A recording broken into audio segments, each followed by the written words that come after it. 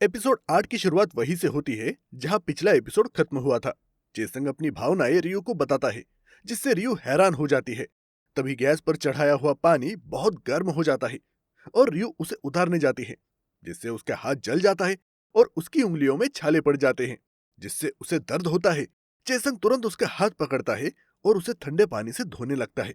वो कहता है, तुम्हें ध्यान रखना चाहिए। रियो कहती है। ये तुम्हारी वजह से हुआ। चेसंग जवाब देता है, मुझे नहीं पता था कि तुम पानी गर्म कर रही थी। अब चेसंग को देखकर रियो थोड़ा शर्मा जाती है। चेसंग काफी देर तक उसके हाथ को ठंडे पानी में भिगोए रखता है। रियो पूछती है। तुम्हारे हाथ इतने गर्म कैसे हैं? चेसंग कहता है, क्योंकि मेरी बॉडी से ज्यादा हीट बाहर निकलती है। क्या हमें हॉस्पिटल जाना चाहिए? रियो मना कर देती है और कहती है। ये कोई बड़ी बात नहीं है। अब से ये रोज भी हो सकता है, क्योंकि अब से मैं ही खाना बनाने वाली हूँ। चेसंग कहता है, और मैं तुम्हें ऐसे करने से रोक भी तो नहीं सकता। दोनों नजरें चुराते हुए बात कर रहे थे। रियो कहती है। वैसे भी तुम कौन होते हो मुझे कोई भी काम करने से मना करने वाले? इस पर चेसंग उसकी आंखों में देखकर कहता है, क्योंकि मुझे तुम्हारी फिक्र है। बचपन से लेकर आज तक, सुबह से रात तक मुझे तुम्हारी चिंता थी कि तुम ठीक हो या नहीं। कहीं तुम्हारी माँ तुम्हें डांट तो नहीं रही? तुम हमेशा लड़कियों से झगड़ा करती थी और चोट लगने पर बहुत बार रोई भी थी। रियो कहती है। ये किचन है, यहाँ चाकू वगैरह तो रहेंगे ही। जैसन कहता है, इसीलिए तो मुझे तुम्हारी फिक्र रहती है कि कहीं तुम फिर से चोट न खा बैठो। फिर वो कहता है, काम के चक्कर में तुम खाना तो नहीं भूल रही, और सोचता था कि तुम्हारे आसपास अच्छे लोग हैं या नहीं, इसलिए तुम्हारे लिए मुझे ये फीलिंग्स है। अब तुम सोचो कि तुम कैसा महसूस करती हो। मुझे पता है कि तुम अभी एक रिश्ते से बाहर निकली हो, इसलिए तुम कंफ्यूज हो, क्योंकि तुम्हारा एक्स भी यहाँ है। तुम सोचने के लिए समय ले सकती हो। मैंने अपनी बात कह दी है, तुम बाद में अपना जवाब दे सकती हो। यह कहकर दोनों अपनी बीच की असहजता दूर करने के लिए किचन की सफाई करने लगते हैं। इस बीच चेसंग की माँ को अपने कमरे में एक गिफ्ट मिलता है, जो चेसंग ने उनके बर्थडे के लिए रखा था। वो एक नेकलेस होता है, जो बहुत सुंदर होता है। वो अपने पति का इंतजार कर रही थी, लेकिन वो घर के अंदर आए बिना ही हॉस्पिटल लौट जाते हैं। उन्हें लगता था कि उनकी पत्नी और उनके बीच सब खत्म हो चुका है, लेकिन शायद वो गलत थे। इसका मतलब हो सकता है कि चेसंग की माँ का कोई पुराना प्रेम संबंध रहा हो, जिसके बारे में चेसंग के पिता जानते थे। रियो का एक फ्लैशबैक दिखाया जाता है, जब वो लोग दूसरे बच्चों के साथ स्विमिंग पूल में थे। रियो को पानी से बहुत डर लगता था, इसलिए वो डर के मारे एक कोने में बैठी हुई थी। तब चेसंग उसके पास आता है और उससे बात करता है। रियो उसे अपने डर के बारे में बताती है, तो चेसंग उसके कान बंद कर देता है और उसे बताता है कि पानी के अंदर भी वैसे ही आवाज सुनाई देती है, जैसे अपने हाथों से कान ढकने पर होती है, इसलिए डरने की जरूरत नहीं है। अब बैक टू द प्रेजेंट। रियो कहती है। शायद चेसंग ये नहीं जानता, लेकिन जब मैं छोटी थी तब मैंने चेसंग को पसंद किया था। धीरे धीरे मैं ये बात भूल गई, लेकिन अब अचानक मुझे सब याद आ रहा है। अब रियो कंफ्यूजन में है अपनी फीलिंग्स को लेकर, जबकि चेसंग एकदम बेचैन हो गया है। उसे यकीन नहीं हो रहा कि उसने अपनी फीलिंग रियो को बता दी है। अब उसे डर लग रहा है कि कहीं उसने जल्दबाजी तो नहीं की। एक तरफ वो खुद को इसके लिए डांट रहा था, तो दूसरी तरफ अपने फैसले का समर्थन भी कर रहा था, सोचते हुए कि उसने बहुत सोच समझकर ही अपनी फीलिंग्स कन्फेस की थी। और अच्छा किया, क्योंकि कब तक वो छुपाता। इस पर वो सोचता है कि क्या उसने सही तरह से अपनी बात कही थी। वो खुद से कहता है, मैं और बेहतर कर सकता था। सुनने में कैसा लगता होगा कि तुम मुझे पागल कर देती हो। तुम्हारी वजह से मेरा दिमाग खराब हो जाता है। अरे पता नहीं मैंने ऐसा क्यों कहा, लेकिन अब सच में मेरा दिमाग खराब हो रहा है। चेसंग पैनिक करने लगता है कि पता नहीं रियो का क्या जवाब होगा। उधर रियो शांति से सब्जियां काटने की प्रैक्टिस कर रही थी, लेकिन आज चेसंग की वजह से उसका ध्यान नहीं लग रहा था। इधर चेसंग रियो के जवाब के बारे में ही सोच सोचकर बेचैन हो रहा था। उसे समझ नहीं आ रहा था कि वो कल रियो के सामने कैसे जाएगा। एक बार तो वो सोचता है कि उससे मिलने ही ना जाए, पर फिर कहता है कि तभी तो उसका जवाब पता चलेगा। वो खिड़की से पर्दा हटाकर रियो को देखने की कोशिश करता है। लाइट्स ऑन थी, पर खिड़की और पर्दे बंद थे, तो वो वापस अपने कमरे में चक्कर लगाने लगता है। इस बीच रियो खिड़की खोलती है और चेसंग को बुलाने के लिए खिड़की पर पत्थर मारने का सोचती है, पर फिर वो भी कंफ्यूज हो जाती है कि चेसंग से बात कैसे करे, इसलिए वो विंडो बंद करके पर्दे लगा देती है। उधर चेसंग से भी रहा नहीं जा रहा था। रियो आखिर क्या कर रही होगी।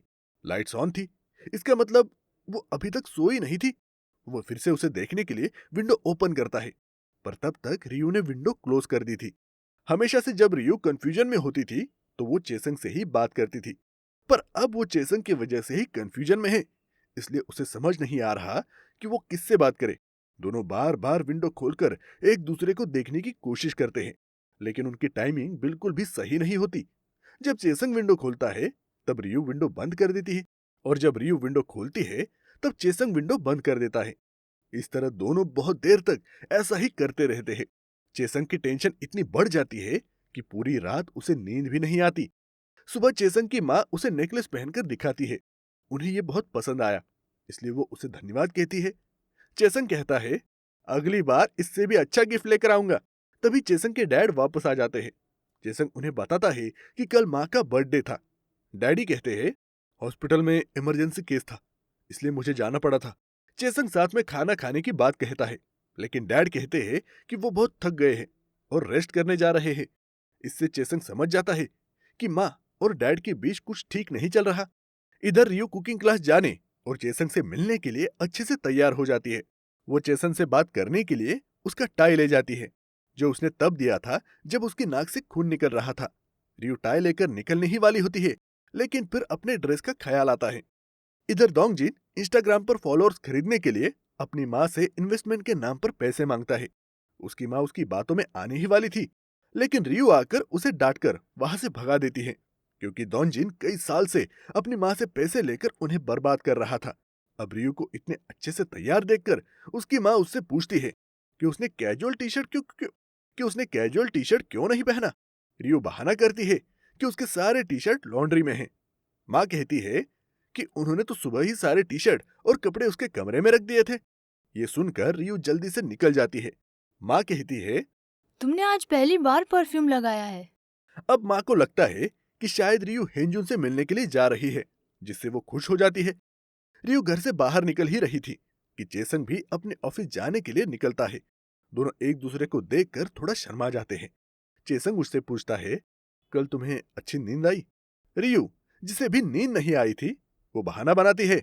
हाँ, सारी टेंशन छोड़कर आराम से सोई थी। चेसंग भी कहता है, हाँ, मैं भी रात को बेड पर लेटा और अगले ही सेकंड जैसे सुबह हो गई। इस तरह दोनों बहाने बनाने लगते हैं। फिर रियो उसे उसका टाई लौटाती है। चेसंग कहता है, काश तुमने मुझे अभी नहीं लौटाया होता। कारण पूछने पर चेसंग कहता है, मुझे लगा कि जब मैं मरूंगा तब ये टाई पहनाकर मुझे दफनाया जाएगा। रियो कहती है, पागल हो क्या? मरने की बात कहाँ से आई? अभी तो हमें 100 साल तक जीना है। चेसंग पूछता है, हम दोनों साथ में? रियो शर्मा कर कहती है, नहीं, वो तो गलती से निकल गया। मेरा मतलब था कि हम सब अच्छे से हेल्दी रहकर शादी वगैरह करके अच्छी तरह से जिएंगे। चेसंग हंसते हुए कहता है, मुझसे? रियो कहती है, पता नहीं, शायद मैं आज सही से बोल नहीं पा रही। और जहाँ तक मेरे जवाब की बात है, क्या मैं तुम्हें वो बाद में दे सकती हूँ? चेसंग कहता है, हाँ, अच्छे से सोच समझकर अपना जवाब देना। रियो कहती है, मतलब जवाब देने की कोई एक्सपायरी डेट नहीं है। जेसन कहता है, एक्सपायरी डेट ना हो तो थोड़ा अनफेयर हो जाएगा। रियू कहती है, फिर एक आइडिया है। वो उसे कन्वीनियंस स्टोर ले जाती है और किसी एक चीज को चुनने के लिए कहती है। उस चीज की जितनी एक्सपायरी डेट होगी उतना समय रियू को जवाब देने के लिए चाहिए। तो चेसंग सबसे जल्दी एक्सपायर होने वाली चीजें ढूंढने लगता है और उसे 1 साल, 2 साल, 3 साल की एक्सपायरी डेट वाली चीजें मिलती है, जिन्हें देखकर वो मना कर देता है। फिर रियू उसे इंस्टेंट राइस के बारे में पूछती है, लेकिन उसकी एक्सपायरी डेट भी 6 महीने और 8 महीने के बाद की होती है, इसलिए चेसंग उसे भी मना कर देता है। इसके बाद वो रेफ्रिजरेटेड फूड दिखाता है, क्योंकि फ्रिज में रखी चीजें जल्दी एक्सपायर हो जाती है। रियू कहती है, क्या बस इतना ही समय मिलेगा सोचने के लिए? चेसंग जवाब देता है, तुम कितनी गहराई से सोचती हो वो जरूरी है, बाकी समय में क्या रखा है, चाहो तो तुम अभी भी सोच सकती हो। रियो योगर्ट चुनती है, क्योंकि उसकी एक्सपायरी डेट बाकी चीजों से थोड़ी कम होती है। जेसन कहता है, अब मिल्क कैसा रहेगा, क्योंकि मिल्क सबसे जल्दी एक्सपायर होता है। रियो कहती है, फिर फ्रिज के सबसे आखिरी रो से चुनो। जेसन खुश होकर हाँ कहता है और मिल्क शेक निकालने लगता है। इस दौरान जेसन को देखते हुए रियो की हार्ट बीट तेज हो जाती है और ब्लश करने से पहले वो वहां से निकल जाती है। अब चेसंग ने वहां बहुत सारी चीजें इधर उधर कर दी थी, इसलिए वो वहां से कई चीजें खरीद लेता है और ऑफिस चला जाता है। इधर लीना एक मिल्कशेक उठाती है, लेकिन चेसंग उसे छीन कर कहता है, इसे मैं खाऊंगा। लीना कहती है, लेकिन आपको तो बनाना मिल्कशेक पसंद है। चेसंग कहता है, क्योंकि इसकी एक्सपायरी डेट बहुत जल्दी है, ये बस 11 दिन में एक्सपायर हो जाएगा, इसलिए मैं इसे रखूंगा। ये कहते हुए चेसंग मुस्कुराता है और अपने कैबिन में चला जाता है। इधर दानहो ने डिसाइड किया था कि वो ऑन फील्ड जाकर पैरामेडिक्स का काम का अनुभव लेगा और फिर उनकी स्टोरी कवर करेगा। उसे अनुमति मिल जाती है, इसलिए वो पैरामेडिक्स के ऑफिस पहुंचता है, जहां वो मॉम को बताता है कि वो एक दिन के लिए पैरामेडिक्स का काम वॉलंटियर करने आया है। मॉम कहती है, तुम ये नहीं कर सकोगे। दानहो कहता है, डोंट वरी, मैं तुम्हारे काम में बाधा नहीं डालूंगा, बल्कि तुम्हारे साथ काम करूंगा। मॉम कहती है, पर तुम्हें इस काम के बारे में कुछ भी नहीं पता। तुम यहाँ की कोई भी भारी चीज नहीं उठा सकोगे।